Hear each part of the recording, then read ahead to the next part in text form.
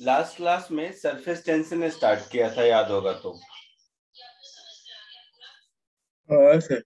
हाँ,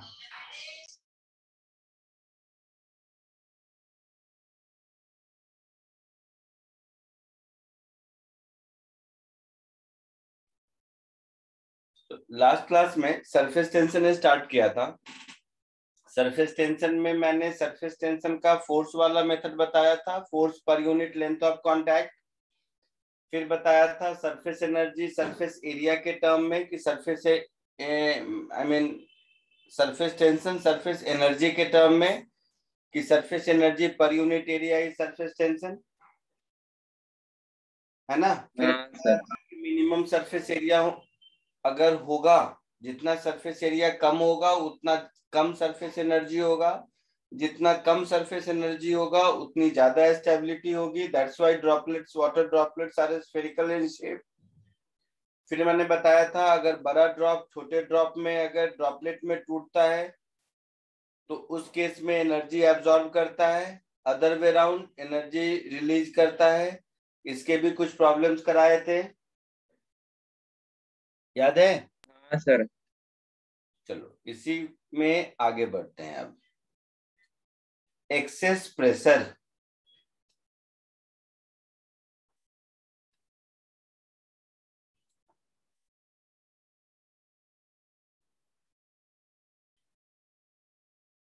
तो पहले इस एक्सेस प्रेशर का कॉन्सेप्ट समझो। कॉन्सेप्ट इन द सेंस, ध्यान से समझना मेरी बात को, कॉमन सेंस है। कोई सरफेस अगर ऐसा है, इसका मतलब है कि इधर का प्रेशर और इधर का प्रेशर इक्वल है ना। Yes sir. पी इनसाइड और पी आउटसाइड इक्वल है तभी ऐसा शेप होगा। या हो सकता है अभी नहीं समझ आया होगा, दूसरा तरीका यही, अगर मैं ऐसा कहूं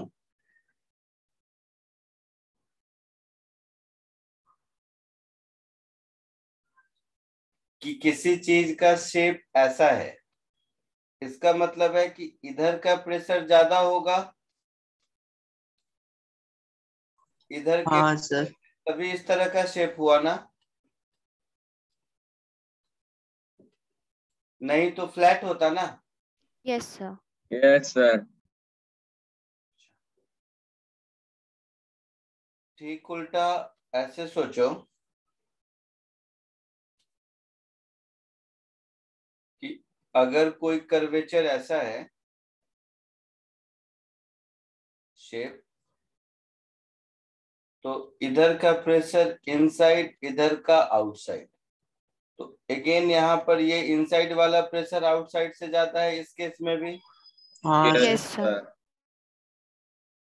तो ये तीनों डायग्राम देखकर एक बात समझ आती है कि दुनिया में किसी भी चीज का शेप अगर फ्लैट नहीं है तो inside pressure is always greater than outside pressure, हाँ सर। है ना। सेकेंड और थर्ड को अगर कंबाइन कर दो, मान लो किसी चीज का शेप ऐसा है, कुछ जरूर नहीं स्फेरिकल नहीं हो, कुछ भी मतलब कर्व है, तो इसके अंदर जो प्रेशर होगा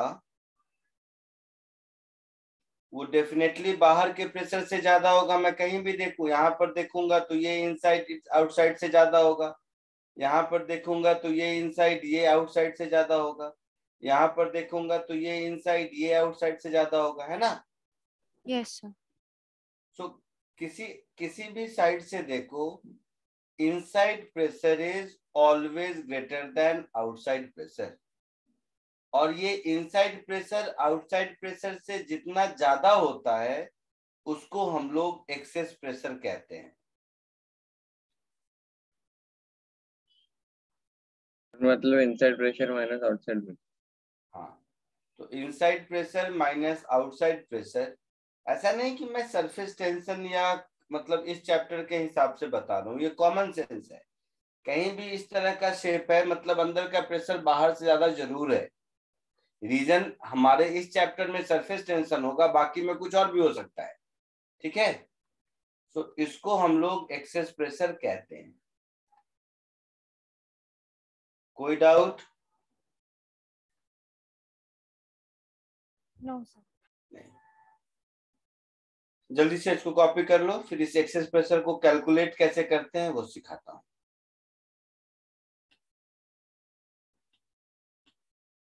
छोटा सा डायग्राम है, जल्दी से कॉपी कर लीजिए।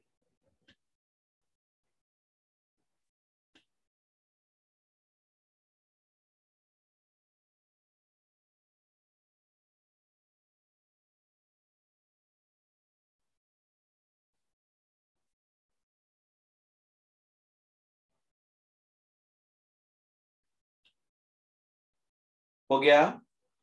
1 minute sir.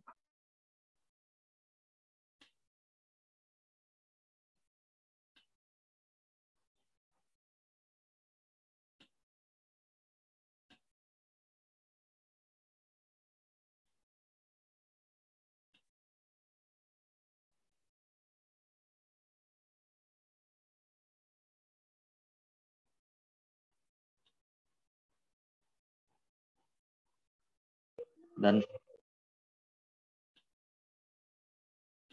Yes sir. हो गया?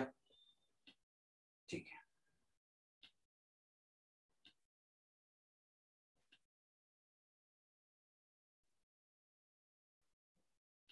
अब ये एक्सेस प्रेशर निकालते कैसे हैं देखो। So, first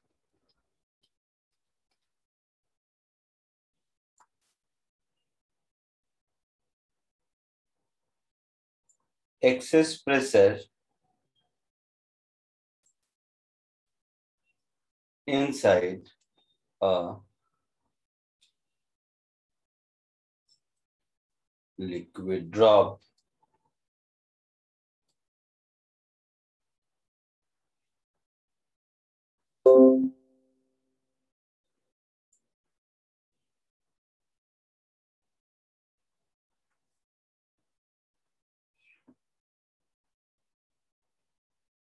सपोज ये एक लिक्विड प्रेशर है, सॉरी लिक्विड ड्रॉप है। तो लिक्विड ड्रॉप अगर स्फेरिकल है तो ये तो हम लोग सीख चुके हैं कि अंदर का प्रेशर बाहर से ज्यादा होगा। अब कैलकुलेट कैसे करें? देखो, इसमें से इसका half of the cross section लेते हैं, कहीं से भी, राइट लेफ्ट ऊपर नीचे जहां से मन करे वहां से। तो ये half of the cross section हम मान लो कट मतलब इसका व्यू देखते हैं, कट वर्ड सही नहीं है, इसका व्यू देखते हैं। तो हमारा डायग्राम कुछ ऐसा होगा। Yes sir. केवल हाफ ऑफ द पोर्शन को देखें। अच्छा, अब अगर हम देखेंगे तो सरफेस टेंशन मतलब ऊपर वाला पोर्शन नीचे वाले पोर्शन से ये 2πr लेंथ में कांटेक्ट में है। तो ऊपर वाला स्फीयर नीचे वाले स्फीयर को अपने सरफेस टेंशन के पुल की वजह से ऊपर की ओर जो खींच रहा होगा, उस फोर्स की value surface tension into 2πr होगी। हाँ सर। होगी। और ये हो गया अंदर का प्रेशर और ये हो गया बाहर का प्रेशर। तो इसका इक्विलिब्रियम अगर हम देखेंगे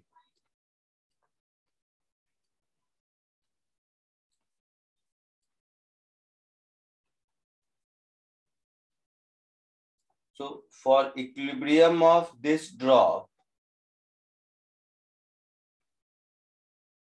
हम लोग लिख सकते हैं T इंटू 2πr प्लस बाहर के प्रेशर के कारण force P0 into πr square, this is equal to अंदर के कारण force P inside into πr square. होगा ऐसा?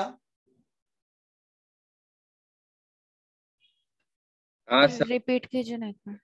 ये सिंपल फ्री बॉडी डायग्राम है बेटा। इस ड्रॉप का इसका मास मान लो नहीं है, मास होगा तो क्या होगा, ये कम प्योर स्फेरिकल नहीं होगा, जैसे देखो वाटर ड्रॉप में जब इम्प्योरिटी होती है तो वो लटक जाता है नीचे की ओर ज्यादा, तो आइडियली मान लेते हैं मास नहीं है, तो बाहर के प्रेशर के कारण जो फोर्स लग रहा है ऊपर की ओर वो P naught into pi r square हो गया, प्रेशर इंटू एरिया,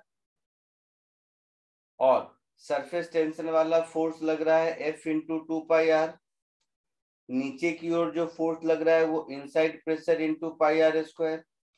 तो इक्विलिब्रियम के लिए इन दोनों का सम इसके बराबर होना चाहिए। हाँ सर। हाँ सर। तो T into 2 pi r this is equal to P inside minus P outside into pi r square.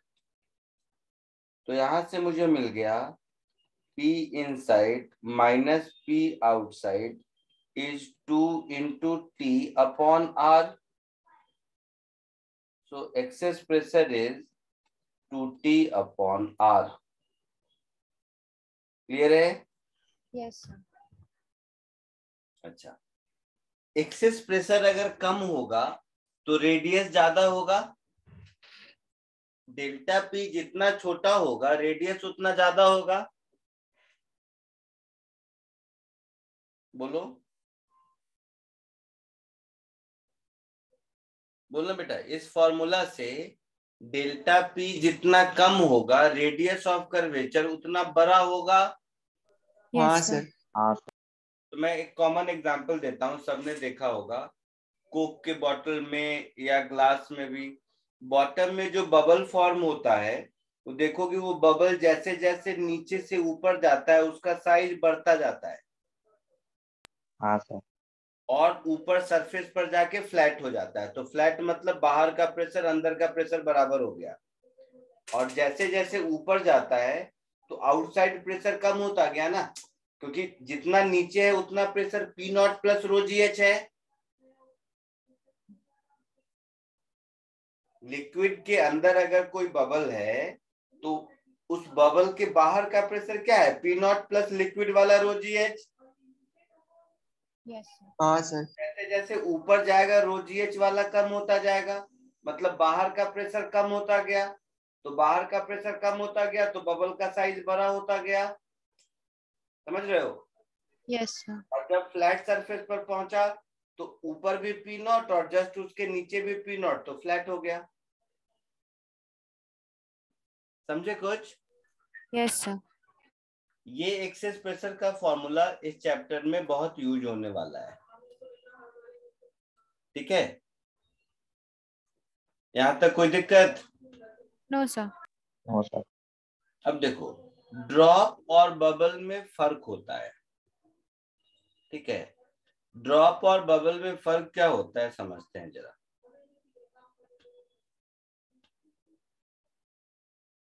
बाद में लिखना, मैं दूंगा टाइम आपको लिखने के लिए। ये तो था एक्सेस प्रेशर इनसाइड ड्रॉप, अब एक्सेस प्रेशर इनसाइड बबल। वो बबल में बस सरफेस पे रहता है ना? बताता हूँ।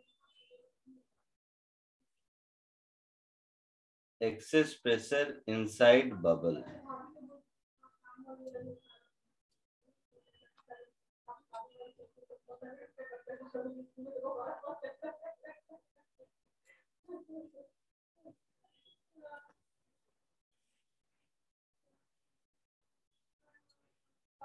बबल में क्या होता है कि दो सरफेस होता है। दो सरफेस का मतलब देखना ध्यान से, वो पता नहीं चलता, ध्यान से देखोगे अगर। बबल और ड्रॉप में फर्क क्या है मैं बताता हूँ। जैसे पानी का ड्रॉप है तो उसमें पानी रहता है, किसी चीज का ड्रॉप है तो उसमें वो मटेरियल होता है ना। समझ रहे हो मैं क्या कह रहा हूँ? बबल की कहानी क्या होती है,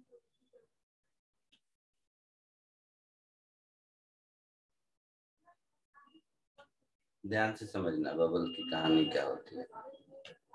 वो पता नहीं चलता है, बाहर से एक लेयर दिखता है, उसमें दो लेयर होता है ना, उसमें ये दो लेयर होता है, ऐसा बहुत कम थिकनेस होता है बट उसमें दो लेयर होता है। देखा होगा वो साबुन का बबल बना के तुम लोग फूंक मारते हो जो उड़ता है, उसमें क्या है कि ये दो लेयर ऐसा होता है। ठीक है, इसको अगर मैं कट करूं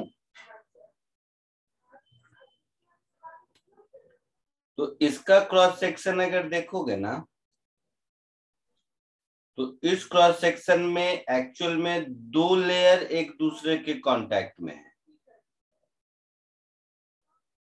तो वो 2 लेयर एक दूसरे के कांटेक्ट में है, इसका मतलब इस पर जो आप फ्री बॉडी डायग्राम ड्रॉ करोगे, उस फ्री बॉडी डायग्राम में वो इनसाइड प्रेशर आउटसाइड प्रेशर का दिक्कत तो नहीं है, वो वही रहेगा। लेकिन ये जो सरफेस टेंशन वाला फोर्स है, इसमें ऊपर वाले फर्स्ट हाफ अपर हाफ का नीचे वाले लोअर हाफ के साथ कांटेक्ट होने की वजह से ये जो फोर्स लग रहा है, ये T इंटू 2πr का डबल है लेंथ ऑफ कांटेक्ट। इस लेयर को इसके साथ जो कांटेक्ट में है वो ऊपर खींच रहा है, और ये बाहर वाले को वो खींच रहा है। समझ रहे हो? तो ये जो सरफेस टेंशन का फोर्स होगा, जो पहले T इंटू 2πr था, अब ये twice of T into 2πr होगा, क्योंकि length of contact between upper half and lower half जो पहले 2πr था, अब दोनों लेयर एक दूसरे के ऊपर है ना। समझे मेरी बात? Yes sir. तो इसमें जब आप फ्री बॉडी डायग्राम ड्रॉ करेंगे तो आउटसाइड प्रेशर के कारण फोर्स ऊपर की ओर P आउटसाइड इंटू πr², इसमें कोई चेंज नहीं। और सरफेस टेंशन का फोर्स हो जाएगा surface tension into 2πr into 2, और इनसाइड प्रेशर के कारण फोर्स, इसमें भी कोई चेंज नहीं, P इनसाइड इंटू πr²। तो इसका अगर इक्विलिब्रियम करोगे तो P0 into πr² plus 4πr into T is equal to P inside into πr²।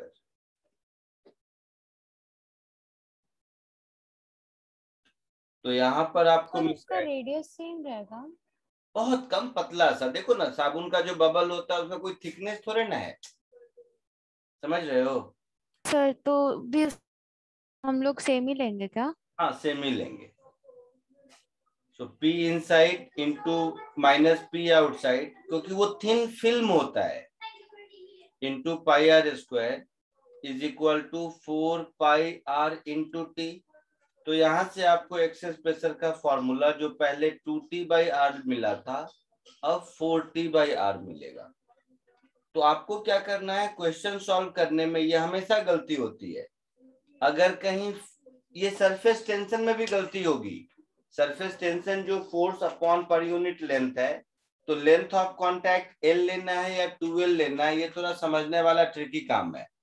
तो कहीं भी बबल लिखा हुआ है या थिन फिल्म लिखा हुआ है, सरफेस लिखा हुआ है तब तो वही, बट फिल्म लिखा हुआ है तो उसमें 2 लेयर होते हैं। इवन सरफेस एनर्जी भी जो आपने निकाला है T into surface area A, अगर 2 लेयर है तो एक्चुअल में वो surface area twice into area geometrical area जो दिख रहा है, और जो एक्चुअल में सरफेस एरिया है वो डबल हो जाएगा। तो ये पूरे सरफेस टेंशन में ये प्रॉब्लम चलता रहता है इस चैप्टर में। तो जहां कहीं भी फिल्म, मैं बार बार लिख भी देता हूँ, फिल्म लिखा हुआ मिले, बबल लिखा हुआ मिले, इसका मतलब है कि 2 सरफेस हैं, तो लेंथ ऑफ कांटेक्ट हमेशा 2 डबल होगा ज्योमेट्रिकल जो दिख रहा है उसमें। तो सारे फॉर्मूला में T की जगह 2T पुट कर दोगे तो आपको वो मिलेगा। जैसे 2T/r मिला आपका, हाँ 2T/r अभी आपको एक्सेस प्रेशर मिला उसका ड्रॉप का, तो बबल का देखो 4T/r मिला है ना। ये याद रखने का तरीका है, बट इन जनरल फिल्म अगर लिखा हुआ हो या बबल लिखा हुआ हो तो उसमें लेंथ ऑफ कांटेक्ट ज्योमेट्रिकली जो लेंथ ऑफ कांटेक्ट दिखता है उसका डबल होता है, because it consist of 2 thin layer in contact. आया समझ में? हाँ सर। ये भी मैं लिख ही देता हूँ क्योंकि ये इस पूरे चैप्टर में हर जगह की परेशानी है।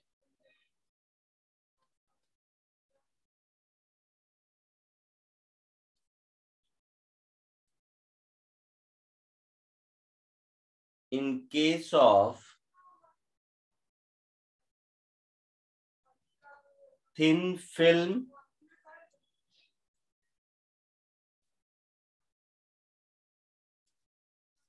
or bubble,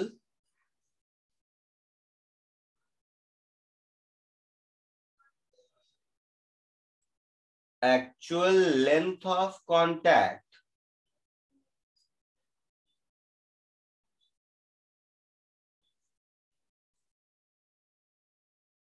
is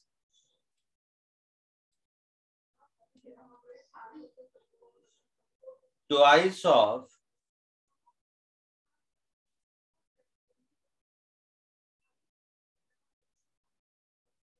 geometrical length,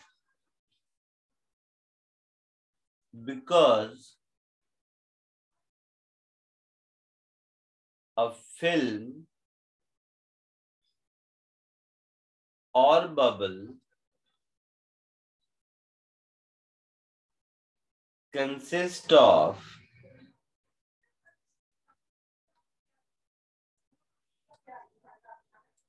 two surfaces in contact. आई बात समझ में? As thin layer.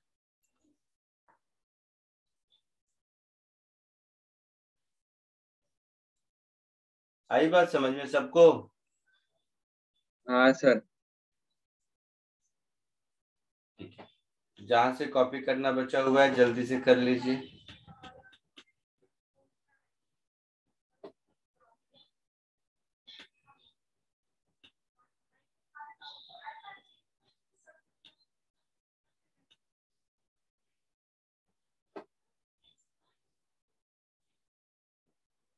यहां से बचा हुआ है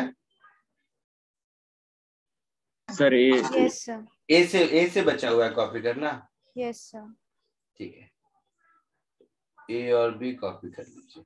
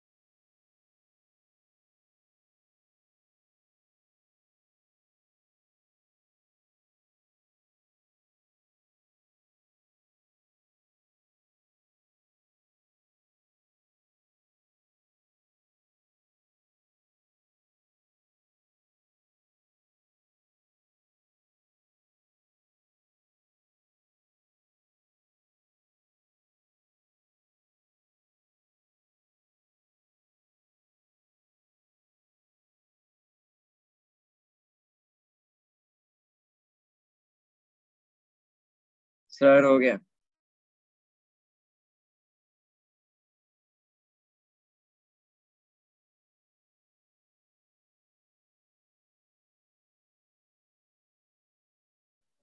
हो गया। हाँ सर। आगे बढ़े। बीएस। Yes sir.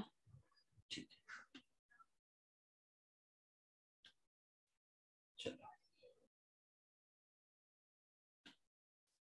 एक और कॉन्सेप्ट है जिसको कहते हैं एंगल ऑफ कांटेक्ट।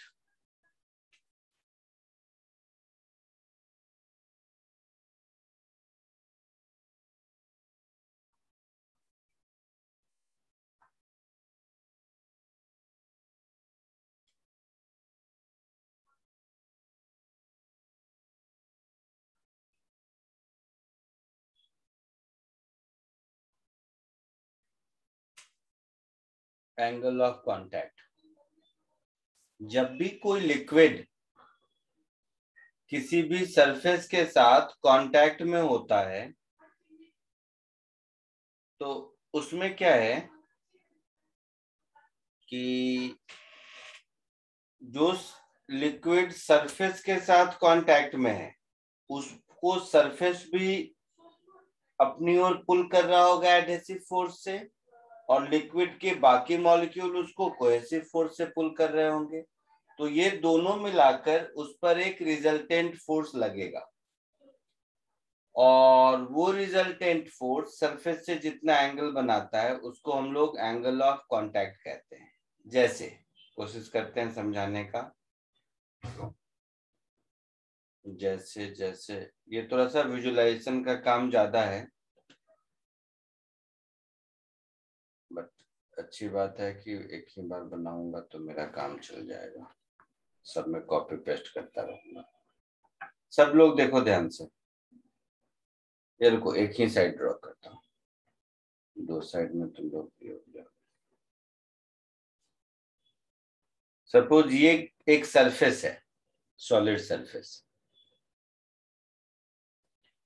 इस सॉलिड सरफेस के इस साइड लिक्विड है। सब लोग ध्यान से सुनना, इस साइड लिक्विड है।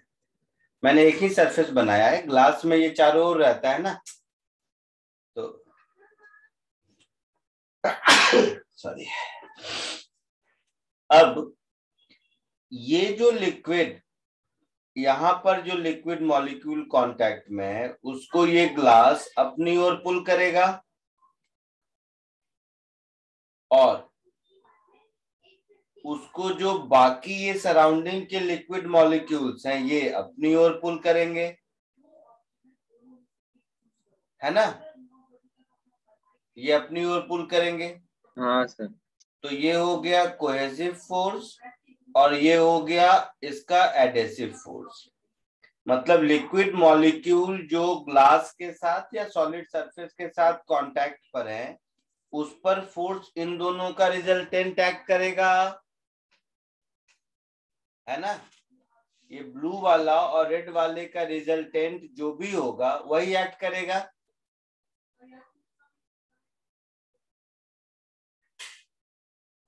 तो इन दोनों का रिजल्टेंट मान लेते हैं ये है, मैंने मान लिया ये रिजल्टेंट फोर्स है, ठीक है। हाँ सर। ये एक कहानी हो सकती है।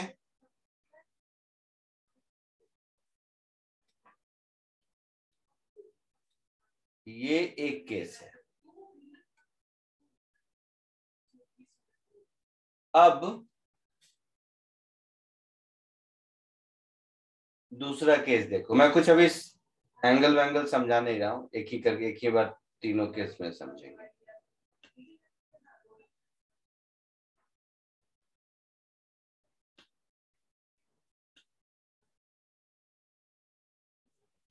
सेकेंड केस,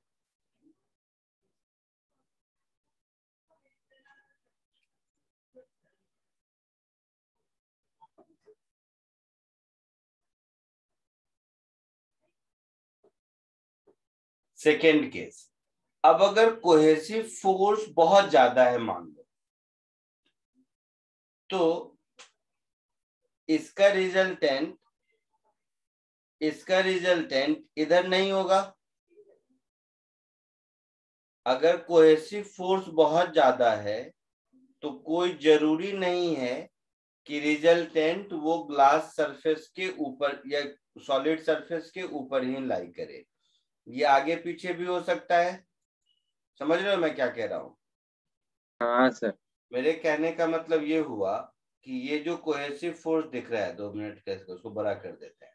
मान लो इसका मैग्नीट्यूड बहुत ज्यादा है, तो अब इन दोनों का जो रिजल्टेंट होगा वो ये ब्लैक वाली लाइन के लेफ्ट होगा। यस।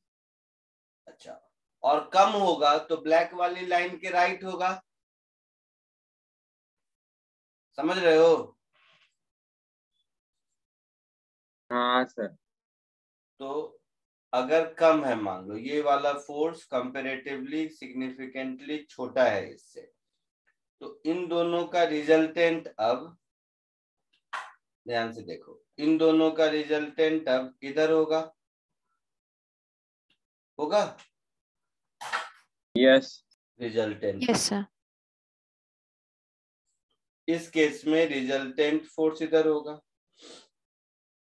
तो रिजल्टेंट फोर्स इधर है, मतलब कि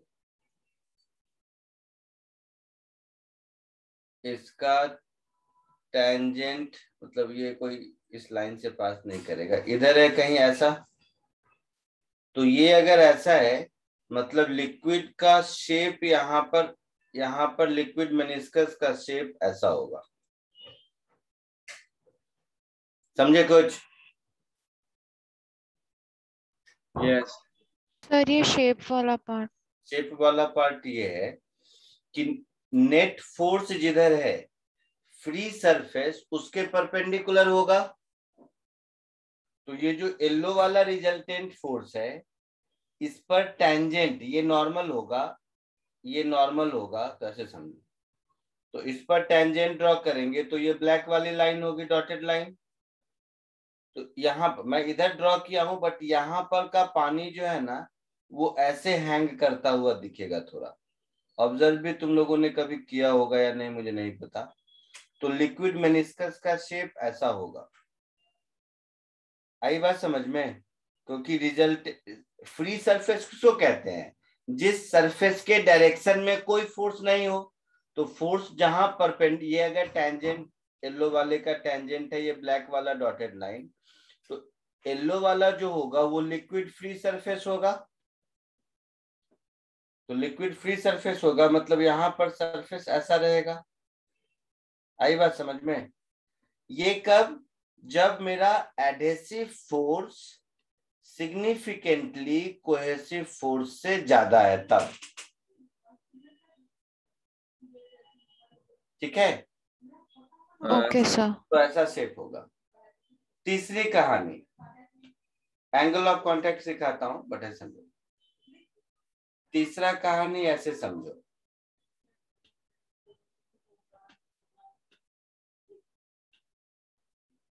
यही अगर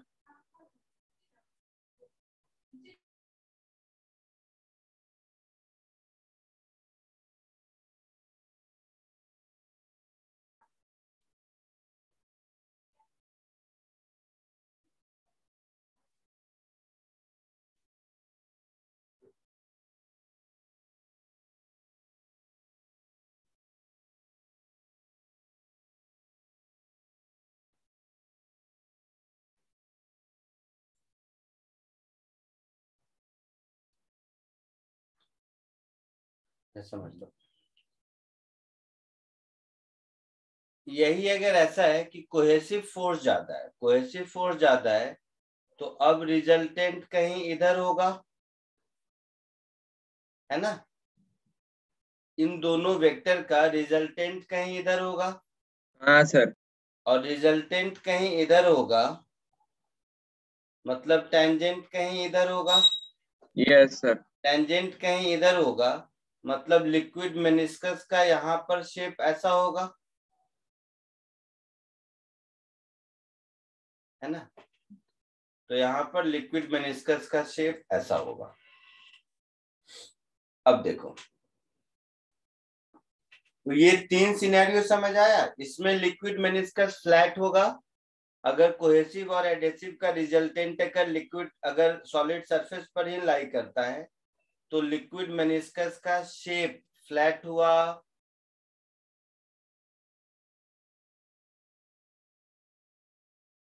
ठीक है। हाँ सर। अगर एडेसिव फोर्स ज्यादा है कोहेसिव फोर्स से तो यहाँ पर लिक्विड मेनिस्कस का शेप कॉनकेव हुआ,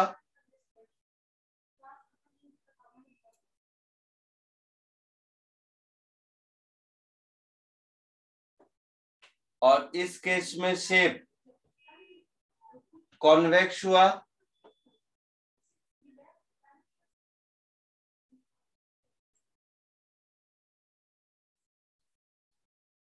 है ना। यहां तक कोई दिक्कत किसी को? ये तीनों बात समझ आई? Yes sir.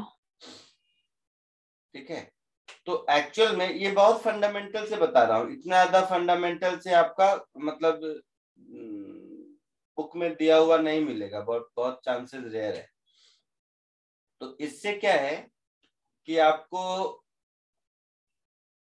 ये समझ आया कि जो लिक्विड में अगर कभी ऑब्जर्व किया होगा शेप कैसा होता है, तो उसका रीजन ये कोहेसिव और एडेसिव फोर्स है।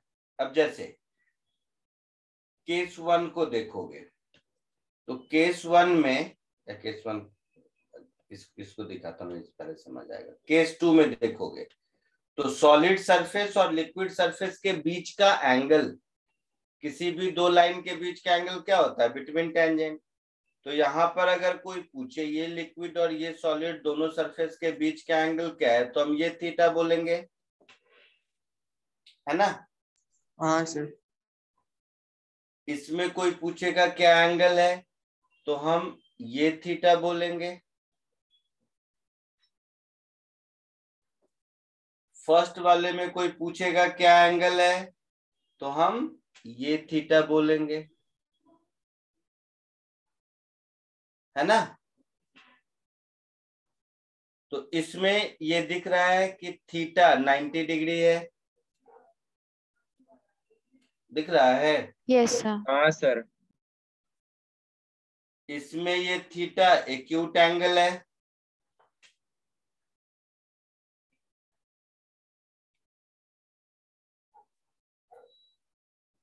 इसमें ये थीटा एक्यूट एंगल है, यस सर। Yes sir. और इसमें ये थीटा ऑब्ट्यूज एंगल है।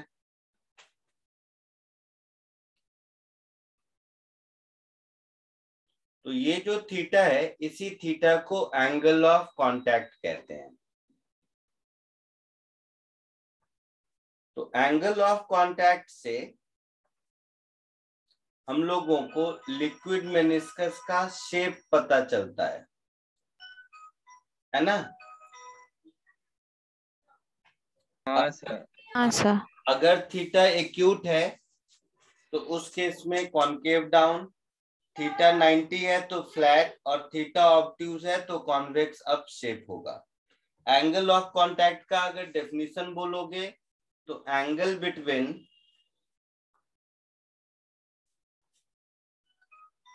solid surface, angle between solid surface and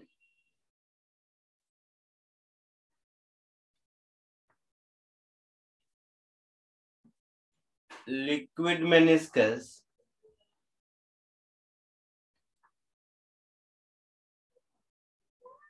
is called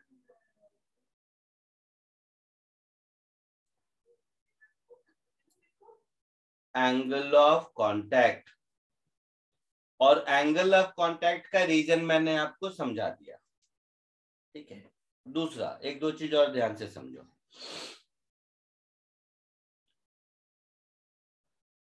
जैसे आपको यहां से दिख रहा होगा केस बी में कि अगर ये लिक्विड को हटा दोगे तो जो लिक्विड मॉलिक्यूल इस सॉलिड सरफेस पर है वो रह जाएगा, क्योंकि रिजल्टेंट फोर्स देखो अपनी ओर पुल कर रहा है सॉलिड सरफेस की ओर, दिख रहा है ना।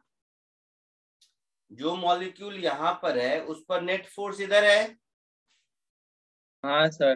तो ये लिक्विड अगर बाहर चला गया, लिक्विड हट गया, मान लो ग्लास मैंने खाली कर दिया कुछ भी, तो उसमें से ये इस जो इसके साथ है वो इस पर चिपका रहेगा इस सरफेस पर। तो इसको हम लोग वेटिंग फ्लूइड कहते हैं। ये सॉलिड सरफेस को वेट करता है। वहीं इसको देखोगे अगर ना, तो इसमें जब ये लिक्विड जाएगा तो जो लिक्विड सॉलिड के साथ कांटेक्ट में है ना, फोर्स उस पर रिजल्टेंट लिक्विड के साइड लग रहा है, तो लिक्विड अपने साथ उस मॉलिक्यूल को पुल करता हुआ ले जाएगा, बिकॉज कोहेसिव फोर्स ज्यादा है। तो ऐसा लिक्विड क्या होता है कि सॉलिड सरफेस को वेट नहीं करता है, तो इसको नॉन वेटिंग फ्लूइड कहते हैं। Glass mercury is one such example. समझ रहे हो कुछ, है ना। हाँ sir. So I mean glass और मर्क्यूरी इसका एग्जाम्पल है। ग्लास और वाटर इससे ऊपर वाले का एग्जाम्पल है। क्लियर है। हाँ sir clear.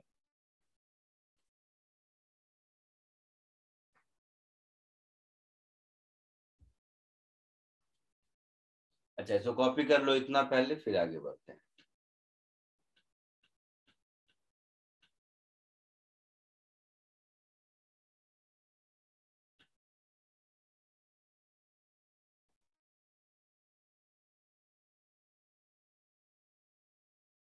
Sir non waiting का एग्जाम।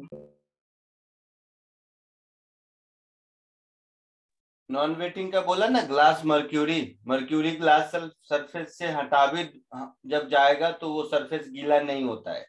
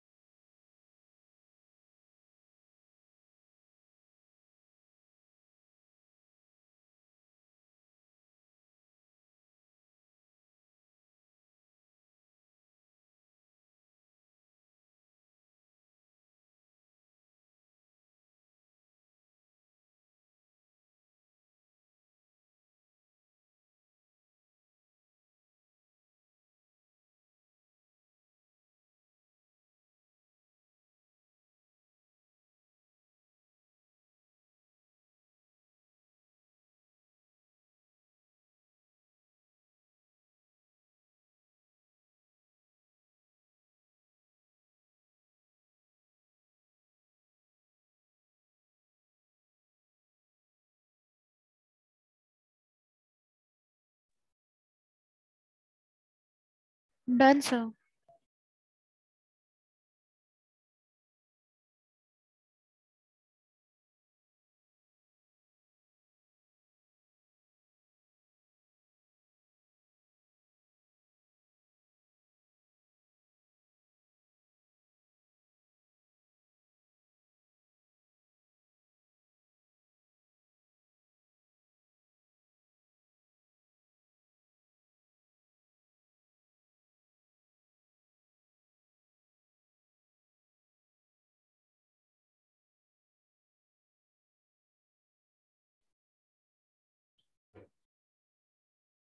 लिख लिए?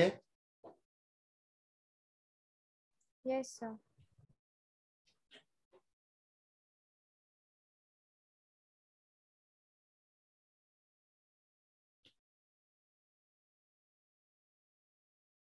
आगे बढ़े? Yes sir. ठीक है।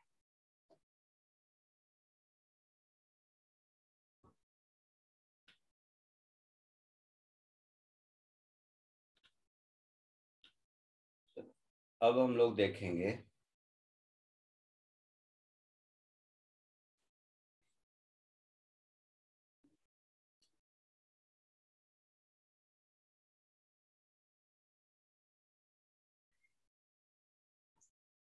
Capillary action.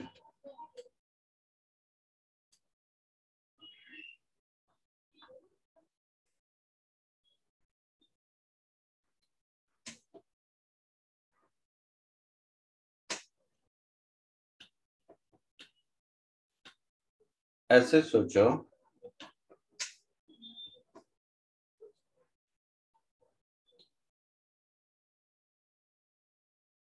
एक कैपिलरी ट्यूब है मान लो,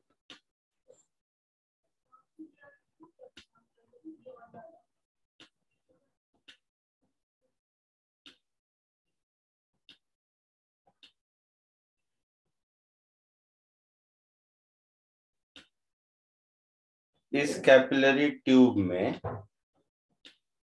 को पानी में मान लो डिप कर दिया गया है।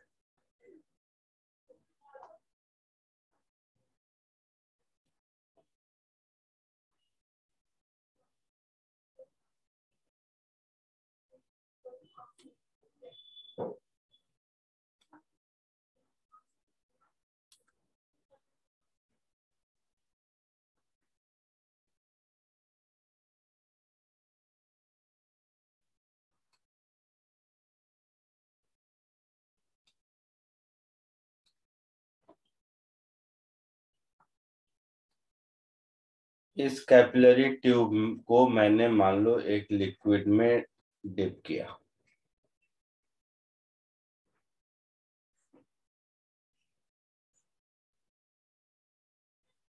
और मैं अभी मान लेता हूं, बट ये फैक्ट है, इसको प्रूव करेंगे कि सरफेस से h हाइट ऊपर यहां तक इसमें लिक्विड राइज हुआ। राइज होगा नहीं होगा देख लेंगे।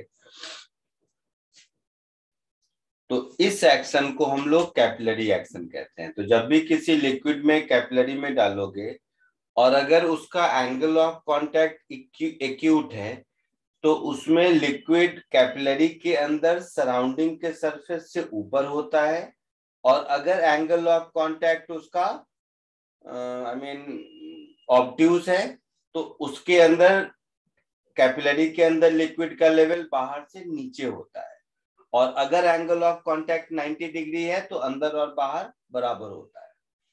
देखते हैं ऐसा होता है नहीं होता है, कैसे है समझो। ये जो पोर्शन है इस पर सरफेस टेंशन का रिजल्टेंट फोर्स इधर लग रहा है। मतलब वो क्या रहा है, ध्यान से समझो। सरफेस टेंशन फोर्स से लिक्विड सॉलिड को इधर पुल कर रहा होगा। इसका कलर कुछ और कर देते हैं, रेड। तो सॉलिड सरफेस लिक्विड को न्यूटन थर्ड लॉ से उतने से ही पुल कर रहा होगा, और ये अगर एंगल ऑफ कांटेक्ट है तो ये थीटा, तो यहाँ पर ये भी थीटा। तो अगर आप इसका फ्री बॉडी डायग्राम इधर देखोगे, इधर, क्योंकि वो छोटा डायग्राम है, उसको वहां पर दिखा पाना मुश्किल है।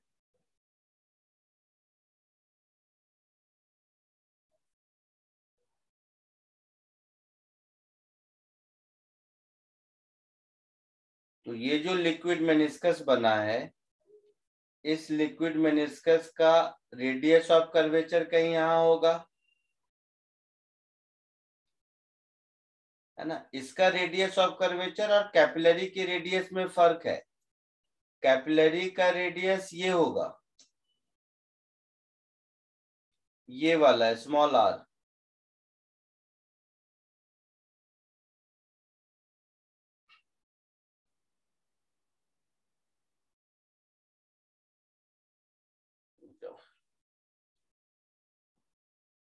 Yes sir. ये कैपिलरी ट्यूब का रेडियस है, और ये जो लिक्विड मेनिस्कस का कर्वेचर बना, ये उसका रेडियस है, ये वाला are.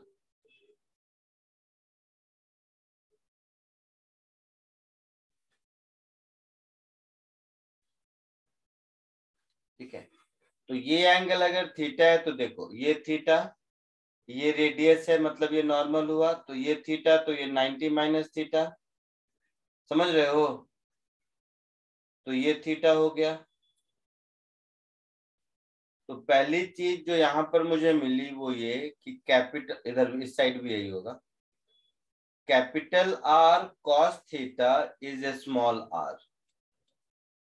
Capital R radius of liquid meniscus,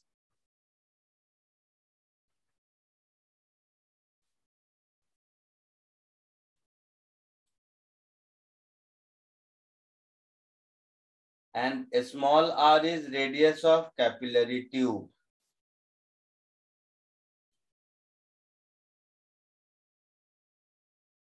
ठीक है। अब मैं इसका फ्री बॉडी डायग्राम देखूंगा। अगर तो जो सरफेस टेंशन का फोर्स लग रहा है इस पर, वो फोर्स कितना होगा, surface tension into length of contact is 2 pi small r, होगा ना। बोलो। Yes sir. समझा तुम लोग। Net force due to surface tension क्या हो जाएगा, surface tension into length of contact 2 pi small r. ये फोर्स सबको समझ आ रहा है। Yes sir. तो इस फोर्स का एक कंपोनेंट देखोगे, वो ऊपर की ओर लग रहा है, तो वो जितने लिक्विड का वेट बैलेंस कर पाएगा, जितने लिक्विड का वेट बैलेंस कर पाएगा, उतना लिक्विड ऊपर जाएगा। ये एक तरीका है सोचने का। और नहीं तो दूसरा तरीका, अगर इसमें थोड़ा सा फ्री बॉडी डायग्राम फोर्स ज्यादा है, तो दूसरा तरीका हम ये भी कर सकते हैं कि यहाँ पर जो प्रेशर है, यहाँ पर जो प्रेशर है और यहाँ पर जो प्रेशर है, इन दोनों का डिफरेंस 2T/R होना चाहिए, है ना। इसी मेनिस्कस का ये इनसाइड प्रेशर और ये आउटसाइड प्रेशर, है ना। इसका नाम 1 कह दो, इसका नाम 2 कह दो। यहाँ पर ये वाला पॉइंट 1 है, यहाँ पर ये वाला पॉइंट 2 है। तो pressure at 1 minus pressure at 2 is 2T/R, और यहाँ पर R होगा मेनिस्कस का रेडियस, होगा। Pressure at 1 is nothing but atmospheric pressure, ऊपर तो हवा है, minus pressure at 2 is 2T/R। तो यहां से मुझे मिला pressure at 2 is P0 minus 2T/R। Fluid mechanics में हम लोग पढ़े हैं कि इस पॉइंट का प्रेशर और इस पॉइंट का प्रेशर सेम होगा एटमॉस्फेरिक प्रेशर के बराबर। हाँ हाँ sir. Sir.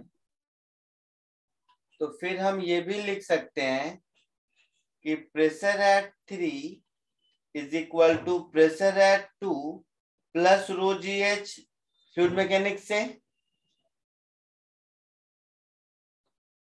Pressure at 3 is nothing but P naught, तो P naught is equal to P2 which is again P naught minus 2T by R yes sir. plus rho GH। तो यहां से मुझे H की वैल्यू मिल गई 2T upon rho ji are. यहां पर R क्या है? लिक्विड मेनिस्कस का रेडियस। Yes sir. कैपिलरी के टर्म में हम कह पाएंगे H is equal to 2T upon rho g small r into cos theta. ये कैपिलरी राइज का फॉर्मूला हो गया। हाँ सर। है ना? Yes sir. यहाँ पर theta angle of contact,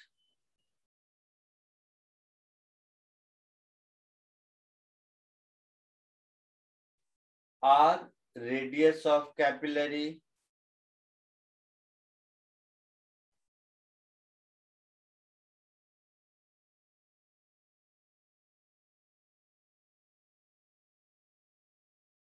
T surface tension.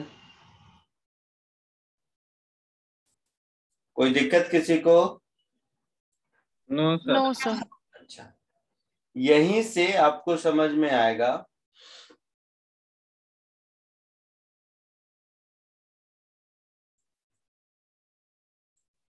कि if theta is acute तो उस केस में cos थीटा पॉजिटिव होगा,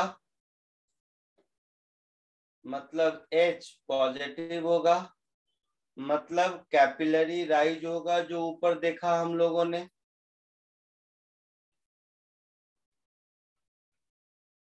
इसी में अगर थीटा ऑब्ट्यूस हो गया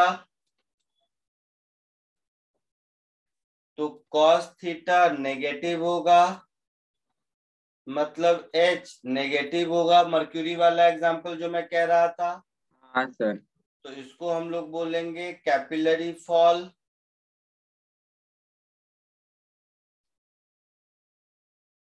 और यही अगर थीटा 90 डिग्री हो गया तो cos थीटा की value 0, so liquid surface flat रहेगा, नाइदर राइज नो फॉल। हाँ सर।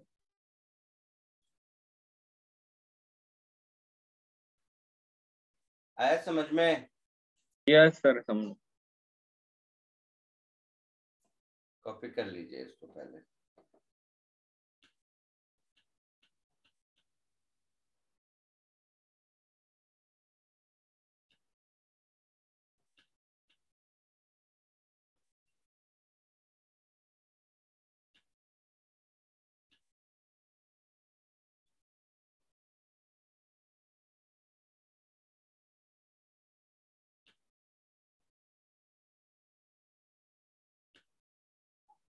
कैपिलरी एक्शन को कॉपी कर लीजिए।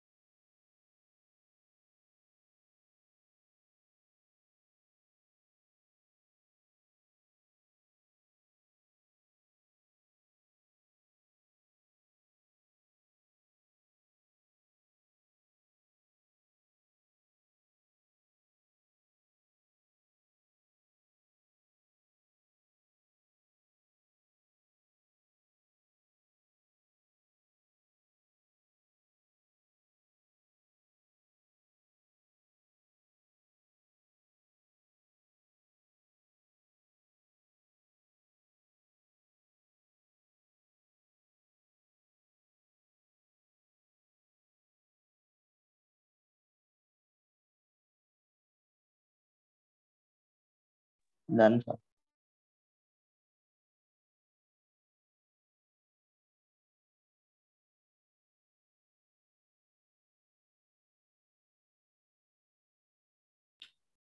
हो गया, आगे बढ़ूं? Yes sir. सबका हो गया? Yes sir. समझ आया सबको? Yes Yes. सर। ठीक है।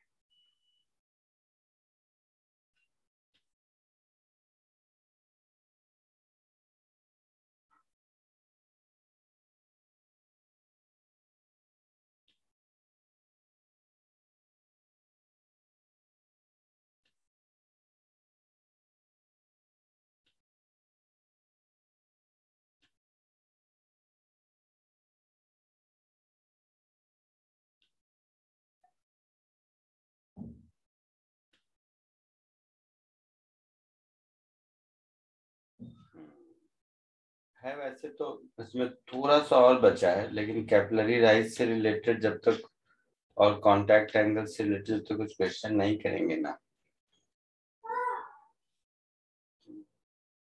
इसलिए एंगल ऑफ कांटेक्ट से रिलेटेड कुछ क्वेश्चंस कराता हूं।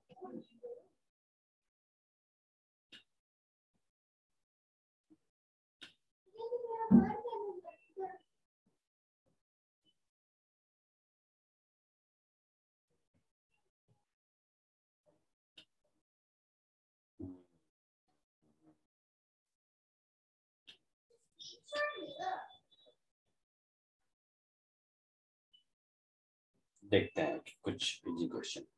ठीक है, चलो पहले तो एक्सेस प्रेशर से रिलेटेड ये दो क्वेश्चन करके दिखाइए मुझे।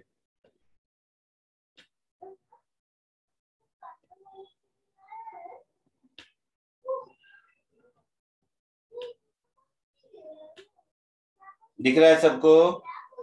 Yes sir. Yes sir.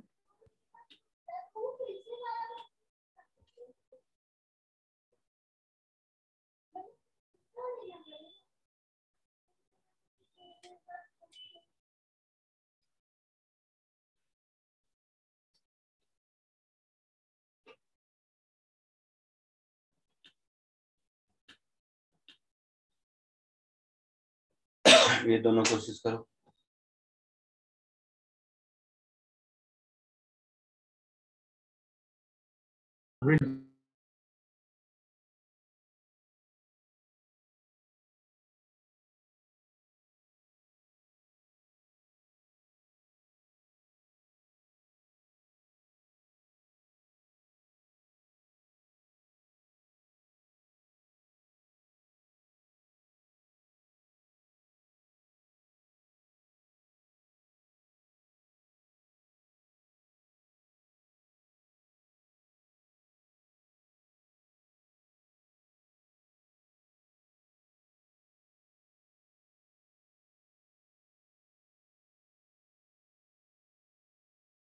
Sir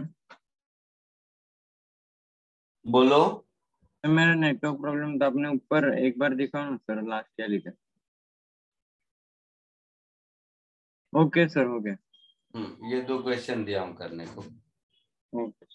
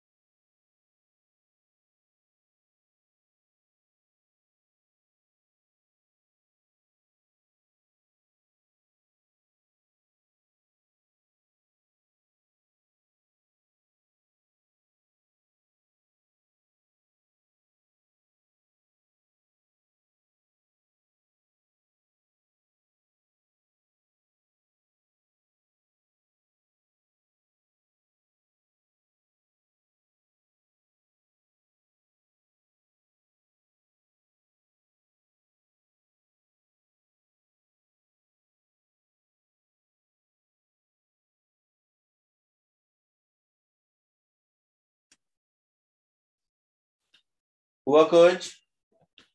sir first वाला हुआ, सेकंड कर रहे हैं।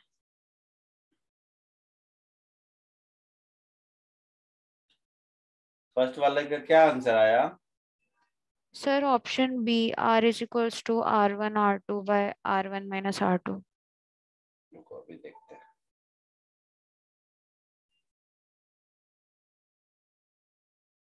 ध्यान से देखो, सपोज ये दोनों एक दूसरे के कांटेक्ट में आया, किसके अंदर प्रेशर ज्यादा होगा? अच्छा, R1 ग्रेटर देन R2 है, तो इसको R2 में हो। R1 में। किस में प्रेशर ज्यादा होगा? R1 में। हाँ, R1 में ज्यादा प्रेशर होगा। बोलो। सर R2 में होगा ना, इनवर्सली प्रोपोर्शनल।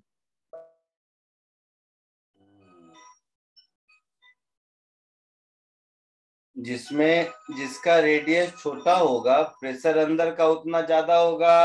हाँ sir, yes R2 sir. R2 में होगा। है ना? तो यहाँ प्रेशर ज्यादा होगा, तो यहाँ प्रेशर ज्यादा होगा, तो यहाँ ये अंदर की ओर ऐसे बल्ज करेगा। हाँ सर। इसके अंदर का प्रेशर P1, इसके अंदर का प्रेशर P2, है ना? यस। P2 माइनस P1 क्या होगा?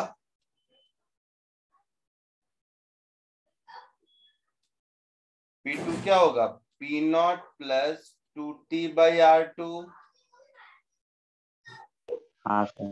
माइनस P0 प्लस 2T/R1, ऐसा होगा? बोलो। Yes sir. 2T common 1/R2 minus 1/R1, तो ये हो गया 2T common R1 minus R2 upon R1 R2, तो ये कुछ ऐसा हो गया 2T divided by R1 R2 upon R1 minus R2। तो ये जो बल्ज हुआ यहाँ पर, ये जो यहाँ पर बल्ज हुआ, इसका रेडियस ऑफ कर्वेचर क्या लिखेंगे? 2T upon R। तो R की वैल्यू दिख रही है, R1 R2 upon R1 minus R2। Yes. आया समझ में? क्योंकि इस सरफेस के लिए ये इनसाइड, ये आउटसाइड। क्लियर है? यही आंसर बोला था यस किसी सर। ने? Yes yes sir. Sir. Second वाले का बताओ।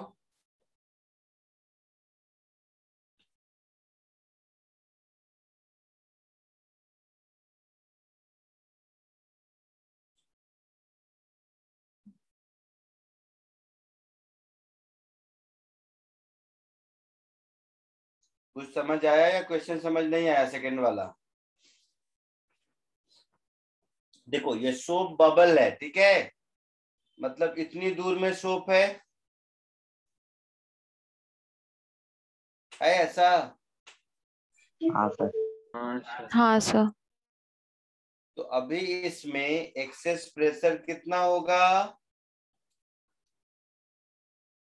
41। 40/R। इक्वेशन 1। अब ये ड्रॉप बन गया, तो ये ड्रॉप बन गया, तो अब क्या होगा? ये पूरे में सोप है ना? Yes sir. तो ध्यान, तो इसका रेडियस छोटा हो जाएगा। हाँ। सो मैं ऐसे लिख सकता हूं, density into 4/3π r³ is equal to density into 4π R²D। ये सोप वाटर के वॉल्यूम को बराबर कर दिया, मास को। हाँ सर। पक्का? यस। कोई दिक्कत? No. Small r is 3 R²D whole to the power 1/3, ये स्मॉल आर हो गया। तो अब एक्सेस प्रेशर कितना हो जाएगा, 2T अपॉन स्मॉल आर। अब क्या, अब ड्रॉप वाला फॉर्मूला लगेगा, समझ रहे हो? हाँ सर। ये बबल वाला फॉर्मूला लगा, याद है, सिखाया था थोड़ी देर पहले। Yes sir. तो आपसे इन दोनों का रेशियो पूछा है।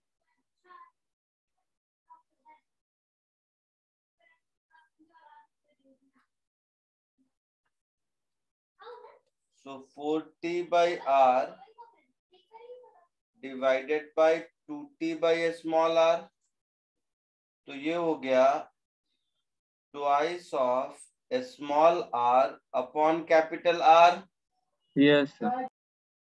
that is twice of 3r square d to the power 1/3 divided by r। Yes, sir. तो इस r को अंदर ले जाएंगे तो r क्यूब हो जाएगा। So twice of 3r square d upon r cube whole to the power 1/3। Yes, sir. So twice of 3d by r whole to the power 1/3। ऐसा कुछ ऑप्शन है क्या? एक बार चेक कीजिए तो।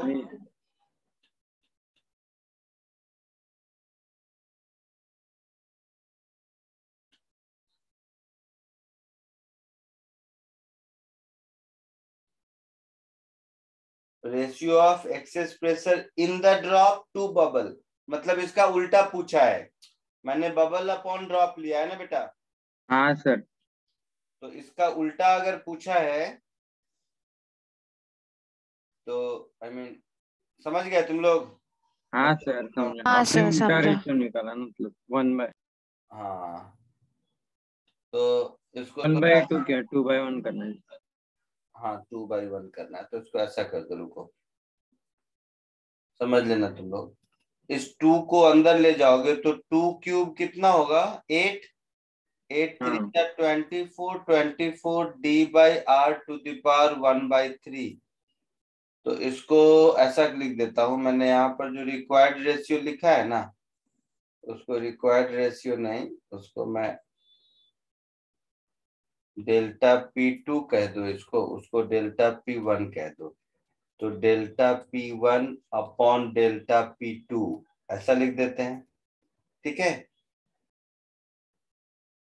तो अब लिख दूंगा रिक्वायर्ड रेशियो, इसका रेसिप्रोकल होगा, ठीक है? हाँ सर। शायद वो सी वाला ऑप्शन है, ऐसा ही। यस। Yes sir.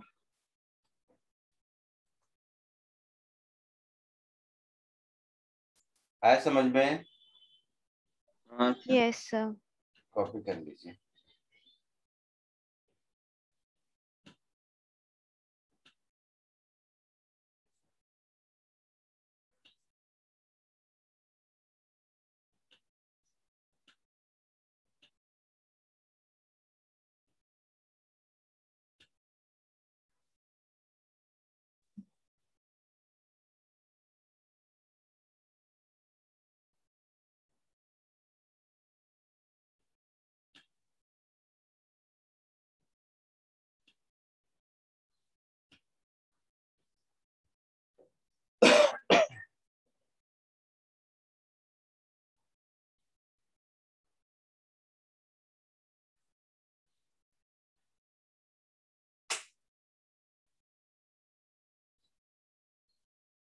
लिख लिया सबने?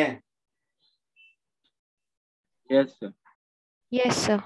एक और क्वेश्चन देखो, एकदम फंडामेंटली बहुत अच्छा क्वेश्चन है, एकदम फंडामेंटल कॉन्सेप्ट पे, एंगल ऑफ कांटेक्ट के फंडामेंटल कॉन्सेप्ट का क्वेश्चन है। कोशिश करो सॉल्व करने का।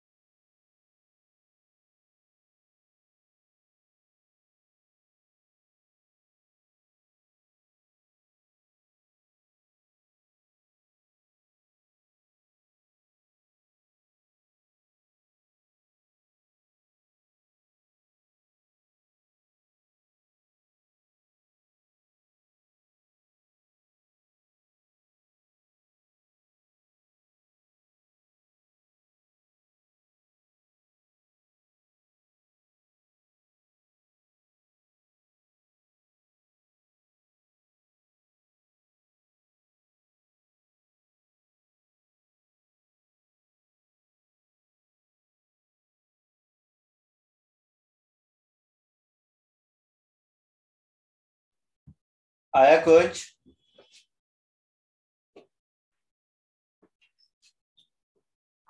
नहीं?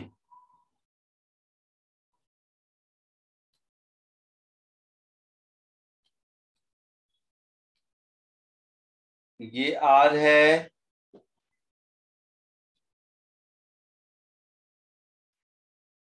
और ये R माइनस एच होगा ऐसा? Yes sir. तो लिक्विड सरफेस यहाँ पर फ्लैट है, मतलब ये हो गया लिक्विड सरफेस, ध्यान से देखो, और ये हो गया सिलिंड्रिकल सरफेस मतलब सॉलिड सरफेस, ये उसका टेंजेंट है। तो एंगल ऑफ, ये इस पर टेंजेंट है मतलब यहाँ 90 है, तो ये एंगल ऑफ कांटेक्ट थीटा होगा। सॉलिड और लिक्विड सरफेस के बीच कांटेक्ट एंगल थीटा यही होगा ना। तो ये थीटा, ये 90, तो ये 90 माइनस थीटा मतलब ये थीटा, समझे? तो यहाँ पर दिख रहा है cos theta is equal to R minus H upon R,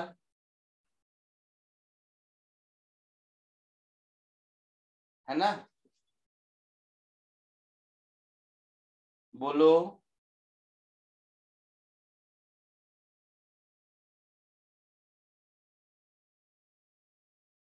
कुछ समझ आया या नहीं? सर एक और बार एक्सप्लेन कीजिए ना।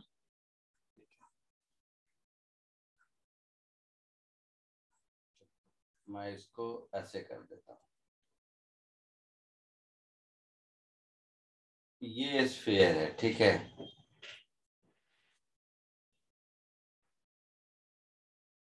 आपको समझाने के लिए मैं इसको ऐसे करता हूँ।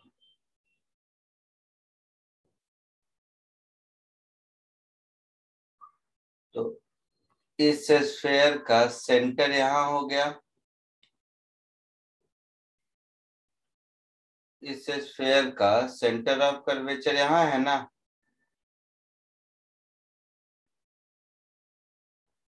यस।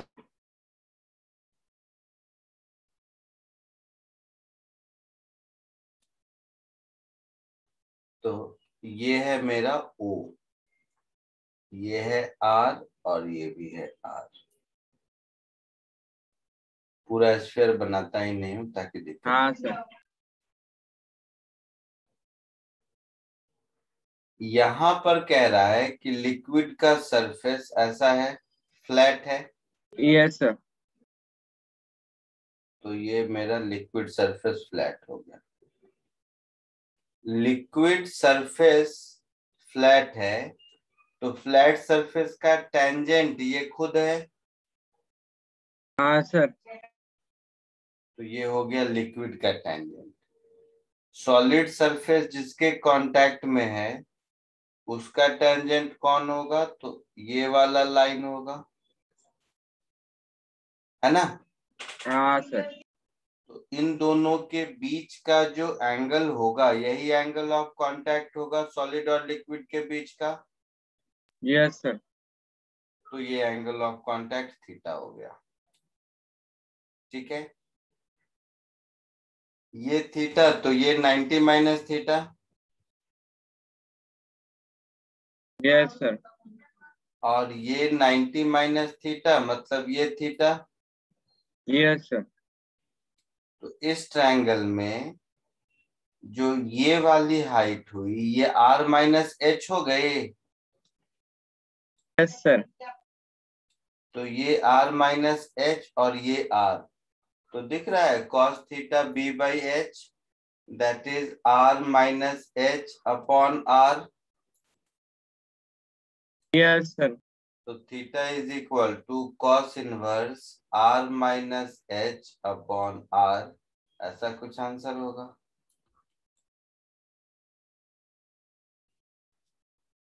है ना? Yes sir. Yes sir. ठीक है, चलिए कॉपी कर लीजिए। आज के लिए इतना ही। सरफेस टेंशन में थोड़ा सा कुछ स्पेशल टाइप के प्रॉब्लम, थ्योरी तो खत्म है, और विस्कोसिटी बहुत छोटा है, वो आधे घंटे का मतलब 1 घंटे का काम है। तो अगले क्लास में ये चैप्टर खत्म हो जाएगा, सरफेस टेंशन थोड़ा सा और विस्कोसिटी थोड़ा सा। Okay sir. चलिए bye. Bye thank you sir, thank you sir, sir. Bye sir.